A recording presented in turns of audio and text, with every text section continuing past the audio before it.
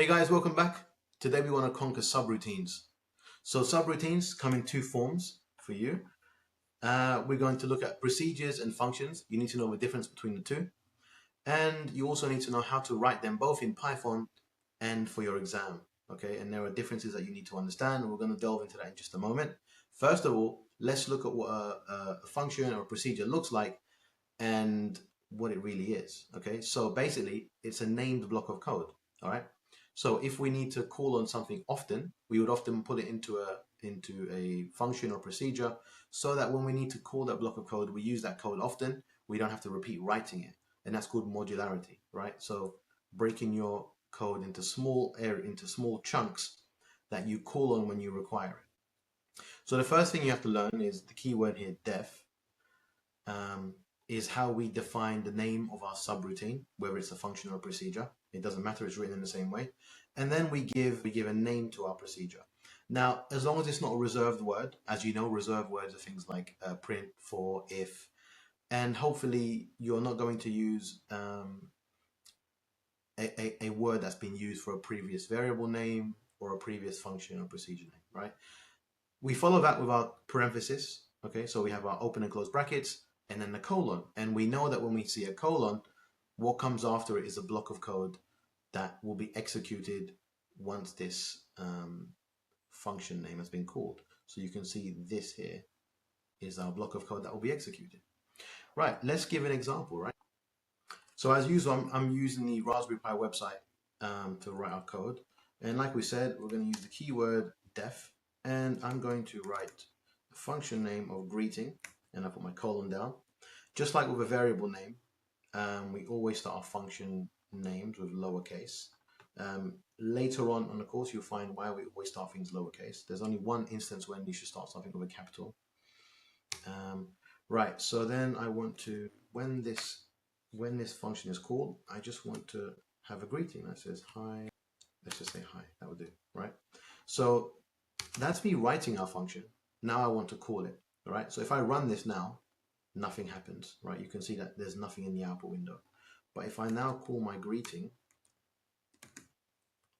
including the parenthesis, and I run it, you can now see that I've got an output of hi, okay? So if this was a block of code, then I could have more things. So for example, I could say, hi.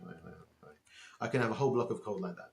When I run it, it's going to call all that block of code. So it will execute everything. Okay. So I want us to think about what the difference between a procedure and a function is. Now, the main thing is that procedure doesn't return a value. It just outputs something. So that output could be maybe, it could be a notification to the screen, or it could be that it executes some code that does something like an alert, like a sound. When we look at a function is a subroutine that we call that also returns a value that the rest of your program can use. Okay. If we look here at our example, we can see that this is our function. Sorry, this is a procedure, not a function, because it doesn't return anything. You can see here that we've got we defined our procedure called greeting. Okay. And then here we call it. Look at the way we call it, right? It's just the procedure name. And if we look back at the example here, you can see here that our function, after we've defined it, we give the name of the function.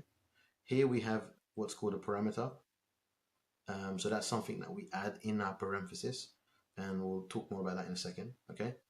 Now, some kind of calculation here is happening, right? So some sort of calculation where we work out the area. In this case, it's the area of a circle. So it's going to be pi r squared, right? Once that calculation has been done, we now return it. And we return it with the name area. Now, if you look at the next line, what we're not doing is we're not just calling the function here.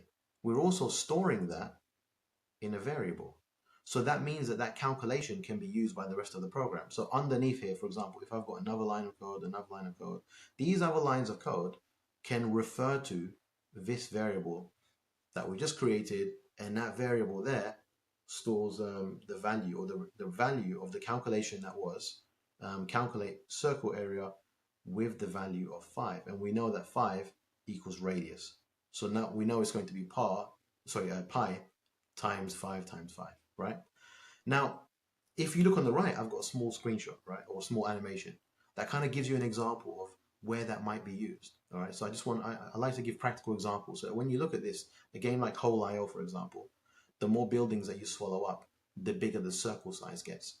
And that's what's going on here, right? So the rest of the program is using this calculation every time a building is swallowed, and then it reevaluates the size of the circle and it might expand it. Yeah. Okay, I feel like I probably said too much. Let's move on. So for our simple example, let's get rid of this.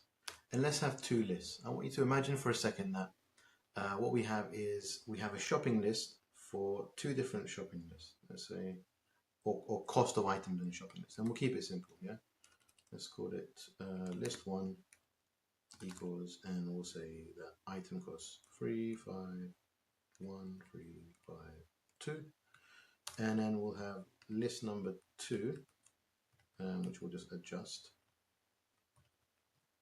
List number 2 will have fewer items. Boom, boom, boom, boom, boom. Right. And what we want to do is we want our code to work out the cost of shopping list 1 and shopping list 2. So now I can do this in two ways. I can either, without using a function, I could say, right, I could say total equals 0 to begin with.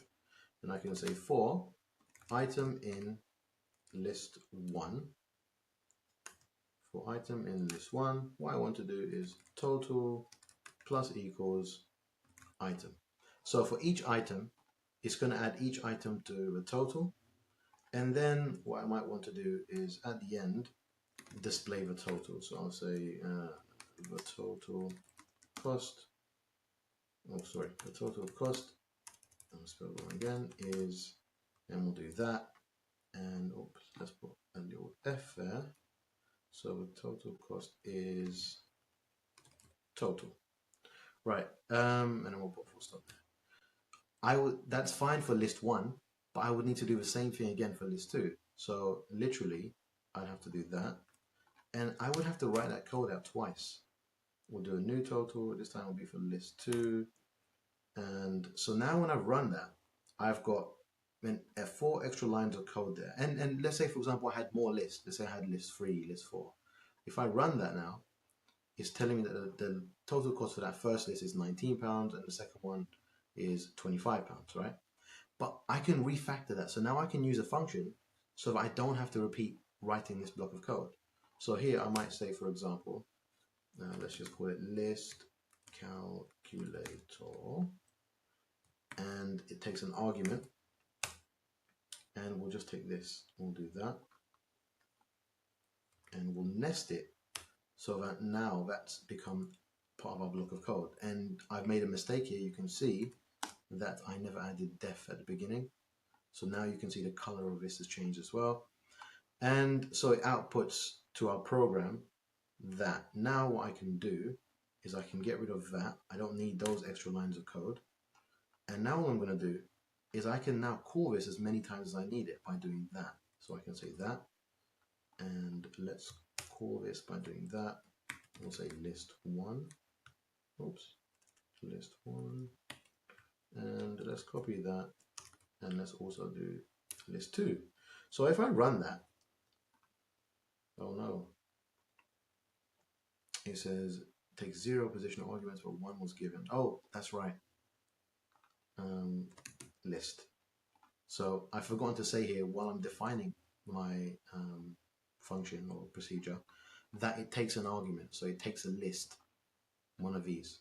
So now when I run it, ooh, okay, okay, I made another little mistake here. This is good. This is what we call debugging, because both of our totals are £19, which would indicate. Can you see here? It says for item in list 1. I want to change that to list. So now it's referring to whatever I've passed through as an argument. So in the first one I passed as an argument list 1, in the second one it'll be list 2. So now the prices should be updated too. Okay, so that's an example of refactoring code, and trying not having to repeat code. There's there's an acronym used for Python. Well, for any, I think programming languages in general, it's called DRY, which basically means do not repeat yourself. Okay, so don't repeat code unless you have to, or you shouldn't have to. You should use a function or a procedure. Right. Let's move on again. Now, in this example, I want you to look at the code here, and let's just see what's going on line by line. Right. So on line 1, I've instantiated a variable called a. Okay, and then on line 2, there's a variable called b. It holds the value of 5. Obviously, a holds the value of 10. And then we've got a function here that says change. And within our function, what we're doing is we're saying a equals 5. And now it says c equals hello. And then it says return c. Okay. And then lines 9, 10, and 11 run print statements. The first print statement actually calls the function change. So in other words, it calls that function, which basically then is going to change the 10 here. It should change it to 5. And then it also assigns a variable called c with a value hello. And then it says return a. So just for a moment, before I'm going to pause for a moment, can you tell me, or can you think about what you think will happen when we run line 9 and then line 10 and then line 11 here? Just take a moment to think about that.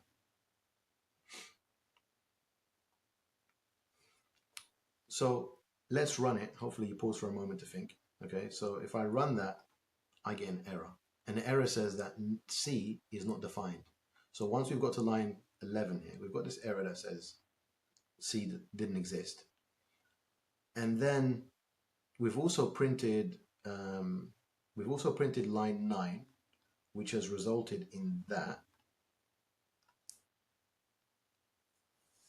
And then on line 10, we've printed A, which has given us a result of 10. Okay. Right, so what's going on here is this is what we call global and local variables, right?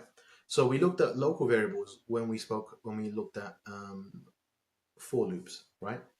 And what happens is this variable A, that only exists locally inside this function. And globally, the rest of the program from line 1 to line 11, that is different. This itself has its own little local environment. Okay, so everything's contained inside this little environment. And the rest of the program can't see it unless we do that explicitly. So what's happening is here, A is equal to 10. When it comes down to here, and if this function is called like on line 9, it does that change. It creates a new variable in memory, also called A, but now it's equal to 5. But what it didn't do was it didn't globally change what A was. And there's something I always tell my students. I always say what happens inside of a function stays inside a function. So basically, the changes made here don't affect the rest of the program globally.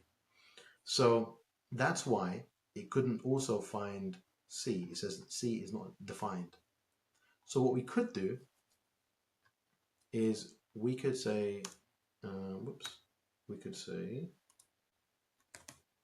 global A. Global A. All right. And what that's now done is that's now told the rest of the program that when we make changes to the A variable here, make those changes globally. So when this line 10 is called now, when we print line 11, it should be global. So if we run that now, there you go. Now we've got 5 and 5. Okay. So we've run that. We've printed the result of that because it returns A. So this time we got a 5.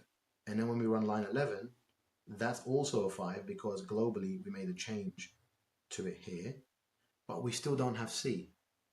So what we could also say is we could do that.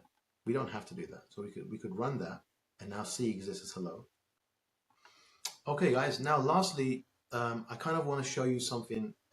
As I mentioned, the way you write a function or a procedure in Python is going to be different than how you write it in an exam. in an exam, you've probably got to state the difference and actually state whether you're creating a procedure or a function. So let's use this. So I'm looking at VS Code and I want to write an example so you can see, like, let's say we want to do a greeting, right? Now greeting is going to be a simple procedure. So I'm going to say def, we're going to call it greeting. We've done this already. We're going to give this one an argument. So we're going to say name as well.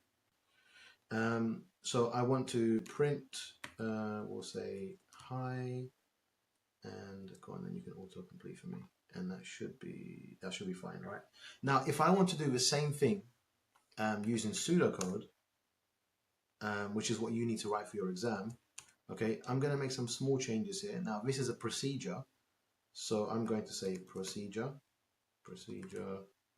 and I'm going to give the procedure a name. We're going to call it greeting, okay, and also it's still going to take an argument or a parameter, and then we want to say print. We're going to do the same thing. Hi. Oh, that's a bit annoying. Hi, and then we'll say plus name. Okay.